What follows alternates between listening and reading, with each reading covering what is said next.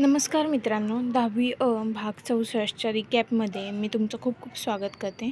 आजच्या भागात आपण पाहतोय विज्ञानचे शिक्षक क्लासवर येतात आणि ते विज्ञानाबद्दल शिकवायला सुरुवात करतात.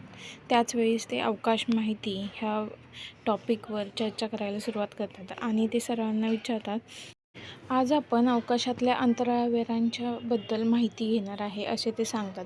आणि सर्व मुलांना विचारतात की कुणाला अवकाशाबद्दल माहिती आहे का. त्यावर मधुकर बोलतो की आम्हाला तर याबद्दल काहीच माहीत नाही, मागच्या वेळी ठोसेघरला ट्रिप गेलेली तेवढंच माहीत आहे. त्यावर विज्ञानाचे शिक्षक म्हणतात, आपण मग विज्ञानाची एक सहलच काढूया. त्यावर सर्वजण होकारार्थी मान हलवतात आणि सहल जाताना दिसते. सहलीतून जात असताना सर्वजण गाण्यांच्या भेंड्या खेळायला सुरुवात करतात. पण विज्ञानचे शिक्षक सांगतात, आपण विज्ञानाच्या सहलीसाठी आलोय, त्यामुळे ह्या गोष्टीचं पण भान ठेवा की सर्व गोष्टी विज्ञानाच्या दृष्टीने पाहता याव्यात. त्यानंतर ते सर्वांना पवनचक्की बघण्यासाठी घेऊन येतात. पवनचक्कीपाशी आल्यावर ते सर्वांना माहिती विचारतात की पवनचक्कीबद्दल तुम्हाला काय माहिती आहे. पण कोणालाही नीट माहिती नसल्यामुळे सर्वजण म्हणतात, आत्ता तर माहीत नाही आहे. वर विज्ञानाचे शिक्षक त्यांना पवनचक्कीबद्दल संपूर्ण माहिती देतात आणि सर्वजण खुश होऊन गाडीत जाऊन बसायला सुरुवात करतात. गाडीत बसल्यावर सर्वजण कोयनाला जायला निघतात. कोयनाला गेल्यावर तिथे पोहोचतात. तिथे असलेल्या गार्डनमध्ये सर्वजण खेळायला सुरुवात करतात. पण विज्ञानाचे शिक्षक सगळ्यांना बोलवून म्हणतात, आपल्याला मेन कोयना धरण पाहायचं आहे, त्यासाठी सर्वांनी चला.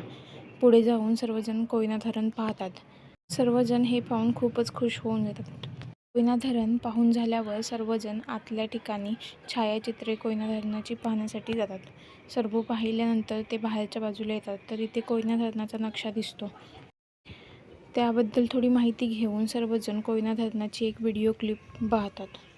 त्यामध्ये कोयना धरणाची निर्मिती कशी झाली आणि सर्व काही माहिती त्यामध्ये सांगण्यात येते.